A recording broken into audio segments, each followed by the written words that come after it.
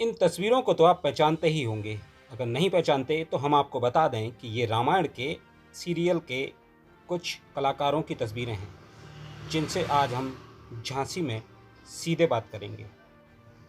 जिन्हें अगर आप नहीं जानते तो गूगल पर सर्च कर कर भी इन्हें देख सकते हैं। आइए कुछ खास मुलाकात करते हैं इनसे। नमस्कार दर्शकों, हमारे चैनल में बहुत बहुत स्वागत है। आज हम एक आइसक्रीम की लॉन्चिंग में आए थे, डॉली आइसक्रीम, डॉल्सी आइसक्रीम, जो बेसिकली लखनऊ बेस्ड है और जिसके इनॉग्रेशन के लिए आज हमारे संग असलम जी आए हुए हैं। और आप असलम जी को जानने के लिए ये इनको नाम ज़रूरी नहीं है, इन्होंने हमारे रामायण के चैनल में कई किरदार निभाए हैं और उसके साथ साथ कई सीरियलों में काम किया है। तो आज वो झांसी में रह रहे हैं। पहले उन्होंने मुंबई में रहकर काफ़ी कार्य किया, कई सीरियलों में काम करने के बाद वो झांसी में हैं। तो हमारे चैनल में बहुत बहुत स्वागत है। स्वागत है आप लोगों सबका। तो पहले तो बताइए कि आपको झांसी में और मुंबई में क्या अंतर है? झांसी और मुंबई में सिर्फ ये अंतर है कि वहाँ क्राउड ज़्यादा है और झांसी सुकून की जगह है। तो आप पहले तो अपने किरदारों के बारे में बताइए, और कब से आपने ये आपको ये शौक़ कब से शुरू हुआ और कब से आप इस करेक्टर में, मतलब फिल्मी दुनिया में या आप कहें सीरियल में, कैसे आपका आगमन हुआ? देखिए, ये तो एक बड़ी लंबी कहानी है। मैंने काफ़ी अपने इंटरव्यूज़ अपने गूगल पे हैं मेरे, लेकिन मैं आपको ये बताऊंगा कि मैं कोई ऐसा शौकिया तौर पे आर्टिस्ट बनना नहीं चाहता था। लेकिन एक हमारे मित्र थे जो कि हमारे यात्री ग्रुप में अपना पृथ्वी थिएटर पे थे, तो वो काफ़ी अपने ये स्टेज आर्टिस्ट थे वो। तो उन्होंने मुझसे कहा कि एक हमारी सीरियल शुरू हुई है, तो उसमें अगर तुम काम करोगे तो तुमको बोले थोड़ा पैसा भी मिल जाएगा और तुम अपना आराम से देख भी सकते हो। शूटिंग वगैरह देखने का मुझे शौक़ था, तो मैंने बोला चलिए ठीक है, शूटिंग भी देख लेंगे और काम का काम हो जाएगा, पैसे के पैसे मिल जाएंगे। तो बोलने लगे चलो। वहाँ से शुरुआत हो गई? वहाँ से शुरुआत हुई थी। तो मेरा फर्स्ट उसमें विक्रम और वेताल से मैंने अपना कैरियर शुरू किया था जी। तो उसमें आपका पहला रोल क्या था? उसमें पहले ही दिन मुझे ऐसा लगा था कि मैं कोई जगह मिल जाए तो मैं वहाँ से भाग जाऊँ। आप यकीन नहीं करेंगे, लेकिन भाग नहीं पाए। लेकिन मैं भाग नहीं पाया वहाँ से, क्योंकि वहाँ मेरे पास आसपास इतने अच्छे मेरे दोस्त यार मिल गए कि उन्होंने मुझे बहुत सहानुभूति दी और उन्होंने मुझसे कहा कि नहीं, धीरे धीरे सब आ जाएगा, एक्टिंग ऐसा कोई वो मुश्किल काम नहीं है। तो आपने जो है दर्शकों को अपने किस किस रूप से मनमोहक, आपके रूप काफ़ी रहे वहाँ पे, काफ़ी आपने करेक्टरों का इस्तेमाल किया। सबसे अच्छा करेक्टर आपका कौन सा था?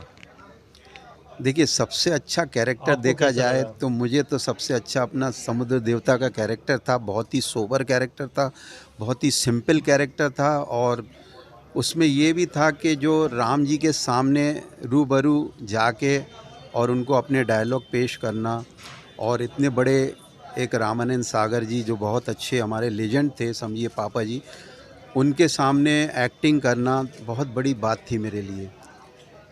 तो रामायण सीरियल का उस आपका कोई दृश्य आपको याद हो जो सबसे ज़्यादा पसंद किया गया हो, आप हमें दर्शकों को बताएं कुछ। रामानंद अपना सागर जी ने मुझे अपने ये रोल के लिए इसलिए सेलेक्ट किया था कि मेरे जो हाव भाव थे, फीचर्स थे, वो समुद्र देवता से पूरे गेटअप लगाने के बाद थोड़ा मिलते जुलते थे। तो मैं तो यही कहूँगा कि मेरे लिए एक बहुत बड़ी बात थी वो, और मेरे लिए सबसे बड़ी मतलब ये चुनौती भी थी। लोगों को, दर्शकों को लुभाना भी था और लोगों को ये भी लगना चाहिए था कि ये अच्छा कैरेक्टर किया है। हालांकि मेरी शुरुआत थी उसमें, और उन्होंने मुझसे कहा था कि इसमें कोई शक नहीं है कि तूने जो कैरेक्टर किया वो लोग लाइक करेंगे, और आज मैं जो हूँ बैठा हूँ उन्हीं की वजह से हूँ।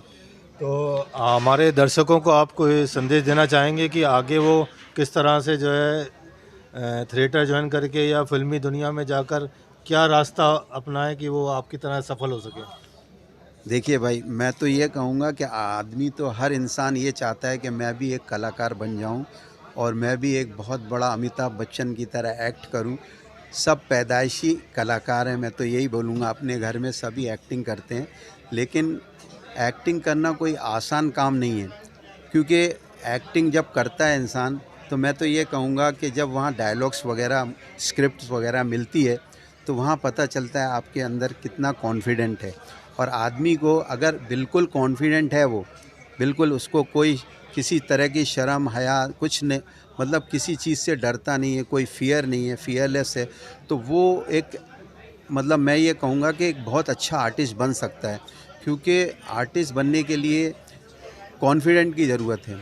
और जब ये शुरुआत होती है तो एक स्क्रिप्ट जब मिलती है तो आदमी के हाथ में जब स्क्रिप्ट आती है तो डायलॉग तो याद कर लेता है वो, लेकिन जब डायरेक्टर और एक्सप्रेशंस के लिए उसको कहा जाता है तो आदमी, हर इंसान नहीं कर पाता है वो, क्योंकि उससे कहा जाता है कि यहाँ से चल के ये लाइट लेना है आपको, ये इधर ये कटर वाला खड़ा है इसको आपको बोलना है, और इधर ये आपको है ना ये वाले इधर बोलना है। तो वो ग्रुप में जब डायलॉग्स बोले जाते हैं तो बड़ा कन्फ्यूजन वाला माइंड रहता है और आदमी को बड़ा फोकस करना पड़ता है हर चीज़ पर। तो ये बहुत वैसा आसान काम नहीं है। तो आप आज आप झांसी में किस लिए आए हैं, थोड़ा मैं दर्शकों को बताएं।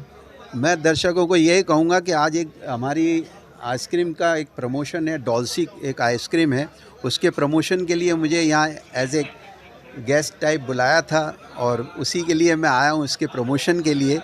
तो मैं यही चाहूँगा, झांसी के दर्शकों से यही कहना चाहूँगा कि डॉल्सी एक बहुत ही अच्छी आइसक्रीम है। आप चाहें तो उसे अपने डीलर्स के पास जाके छक के टेस्ट करके लें, और बहुत ही मज़ेदार आइसक्रीम है।